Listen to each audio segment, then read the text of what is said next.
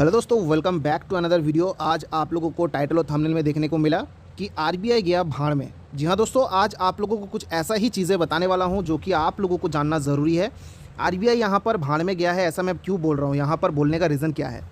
देखिए दोस्तों, यहाँ पर बहुत सारे ऐसे रीज़न हैं जो कि आप लोगों को जानना ज़रूरी है, क्योंकि आप लोगों के साथ बहुत गलत चीज़ हो रहा है। आप लोग लोन लिए हो, डिफ़ॉल्ट कर गए हो, और डिफ़ॉल्ट करने के बाद आप लोगों के साथ बहुत ज़्यादा जो है गलत कर रहे हैं। जैसे कि ये लोग आपको हैरेसमेंट करते हैं, ठीक है। आप लोगों के साथ बहुत सारा गलत चीज़ करते हैं, जैसे कि आपके कॉन्टैक्ट लिस्ट के कॉल करते हैं, बहुत सारे गलत चीज़ करते हैं जो कि करना नहीं चाहिए।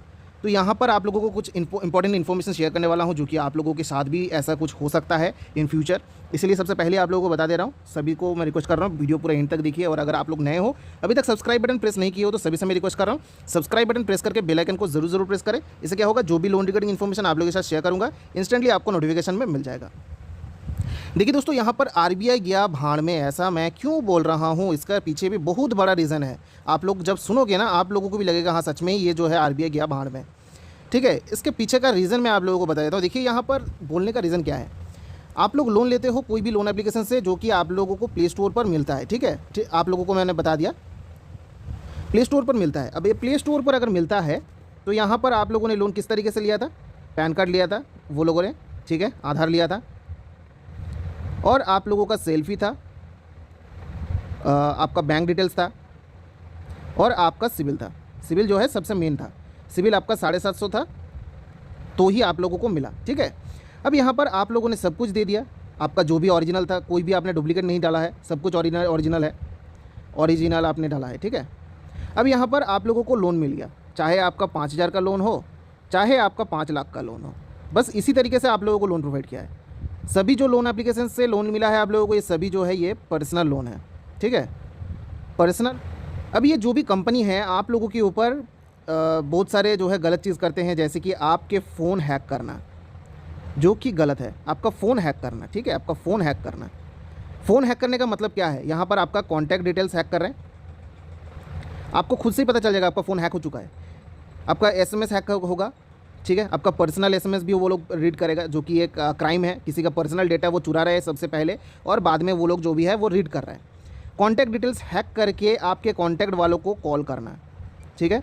कॉन्टैक्ट डिटेल्स में कॉन्टैक्ट वालों को कॉल करते हैं और आप लोगों के बारे में गलत चीज़ें बोलते हैं कि देखिए आप इस बंदे को, आप इस रोहित नाम के बंदे को आप पहचानते हो, मतलब आप लोग, आपका नाम अगर रोहित हुआ तो इस तरीके से जो है यहाँ पर बोला जाएगा कि आप अगर रोहित को पहचानते हो तो इसने हमारी कंपनी से लोन लिया था, ये अभी वापस नहीं किया, तो ये इसने आपका नंबर यहाँ पर प्रोवाइड किया था, तो इसलिए मैंने आप लोगों से कांटेक्ट कर रहा हूँ कि आप उनको बताएं कि पैसा जल्द से जल्द पेमेंट कर दें, नहीं तो मुसीबत में पड़ जाएगा। ये सब चीज़ें बोलना चालू कर देगा। अब यहाँ पे ये बोलने का रीज़न क्या है, ये बोलने का रीज़न यही है कि इनको पैसे से मतलब है, ठीक है, इनको पैसा चाहिए। जब आप फ़ोन नहीं उठाते हो, ये लोग क्या करते हैं कि आप लोगों को फ़ोन करता है। सबसे पहले आप लोगों को पता है कि जब आप फ़ोन रिसीव नहीं करते हो, ठीक है, जब आप फ़ोन रिसीव नहीं करते हो तो वो लोग फ़ोन पे अगर नहीं मिलता आप लोगों को तो विज़िट तो कर नहीं पाता, ठीक है। विज़िट हर किसी के पास करना पॉसिबल नहीं होता, जिसके पास होता है वो चला जाता है उसके पास। लेकिन मैंने फ़ोन में ही सब कुछ होता है। अगर फ़ोन नहीं उठा रहे हो, नॉट रिसीव्ड अगर करते हो, तो यहाँ पर दिक्कत क्या आ रहा है कि उन लोगों को जो भी डराना होता है वो डरा नहीं पा रहा है, वो काम नहीं हो पा रहा है। यहाँ पर आप लोगों को समझ में आ रहा है कि आरबीआई के भाड़ में इसका पीछे भी इतना बड़ा रीज़न है, ठीक है। मैं आप लोगों को समझा रहा हूँ धीरे धीरे करके। देखिए यहाँ पर जो भी है आप लोगों को कॉल पे सब कुछ समझा रहे हैं, यहाँ पर जो भी है डराने का कोशिश कर रहे हैं लेकिन कर नहीं पा रहे हैं। तो वो लोग क्या करते हैं, आपके कॉन्टैक्ट डिटेल्स पे कॉल करना चालू करते हैं, जो कि एक इलीगल क्राइम है, ठीक है। ये जो भी क्राइम है ये कौन सी श्रेणी में पड़ता है, आईटी टेक्नोलॉजी, ठीक है। आईटी एक्ट 2000 के ऊपर ये एक क्राइम है जिसका सज़ा है ये 3 साल तक का जेल और फाइन, ठीक है। आप लोगों को पता होना चाहिए। आप लोग लोन लेते हो, लोन लेने के पर अगर आप डिफ़ॉल्ट करते हो, लोन लेने पर अगर आप डिफ़ॉल्ट करते हो तो यहाँ पर आप लोगों के ऊपर कोई भी ऐसा धारा लिखा नहीं है कि आप लोग डिफ़ॉल्ट करने पर आपके ऊपर इतना धारा लगा सकता है। ये वो लोग, सिर्फ वो लोग ही बोलते हैं कि ऐसा धारा लगाएगा, लेकिन लोन डिफ़ॉल्ट करने पर कोई भी धारा नहीं है। लेकिन आईटी सेक्शन का जो भी 2000 का एक्ट का सेक्शन है वो 3 साल तक का जेल और डबल फाइन लग सकता है, ठीक है, जुर्माना कर सकता है, और जेल तो 100%, क्योंकि आईटी एक्ट एक क्रिमिनल ऑफेंस है।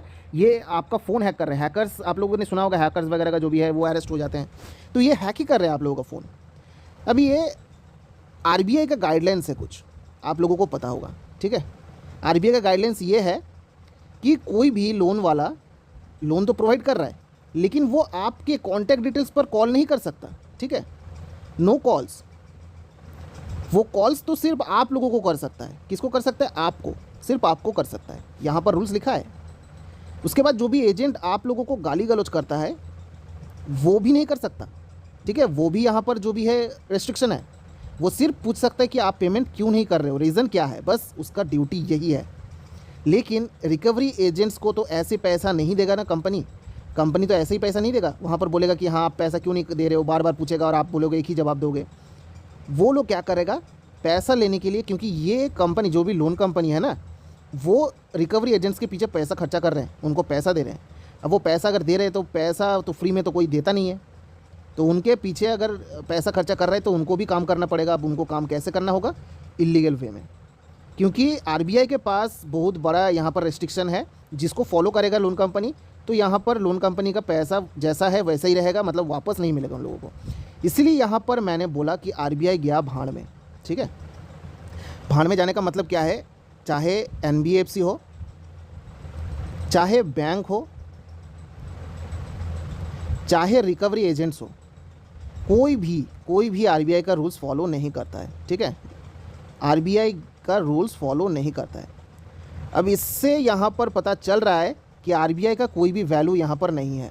जब आरबीआई को गुस्सा आएगा तब पता चलेगा कि भाई आरबीआई का रूल्स अगर फॉलो नहीं करता है तो क्या होगा।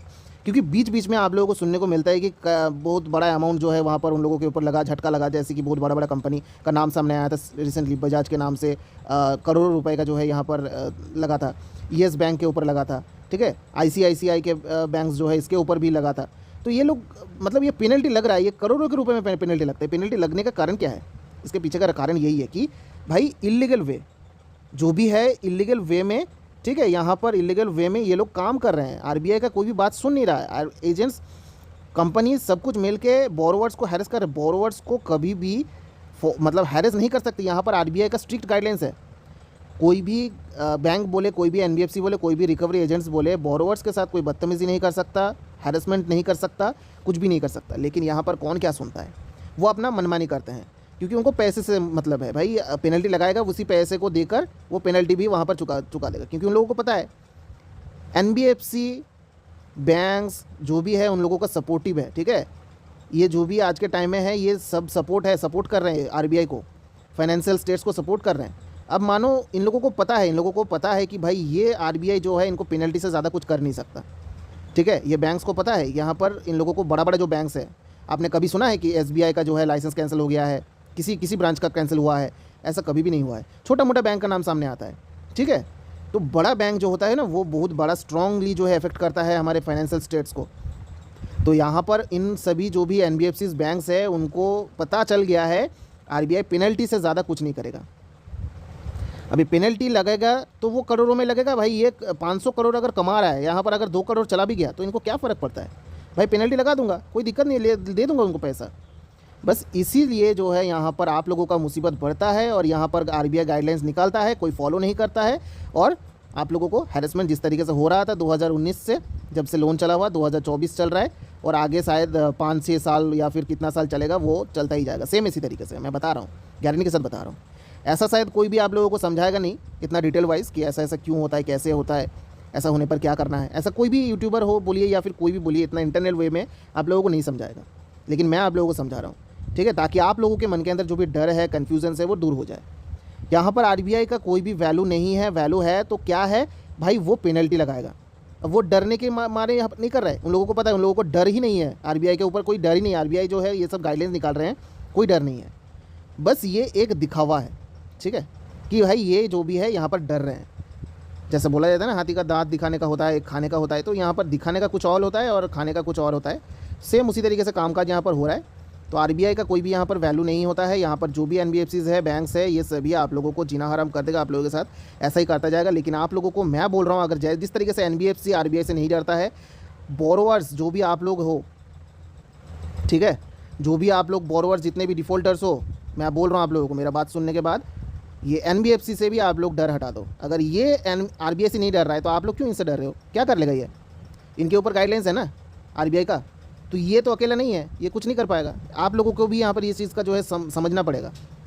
तो दोस्तों, आई होप कि इस वीडियो से आप लोगों को सही तरीके का जानकारी मिल गया होगा। अगर अच्छा लगा है तो लाइक करें दोस्तों, सब्सक्राइब बटन प्रेस करना ना भूलें। तब तक के लिए चलते रहो, बाय, टेक केयर, जय हिंद, जय भारत दोस्तों।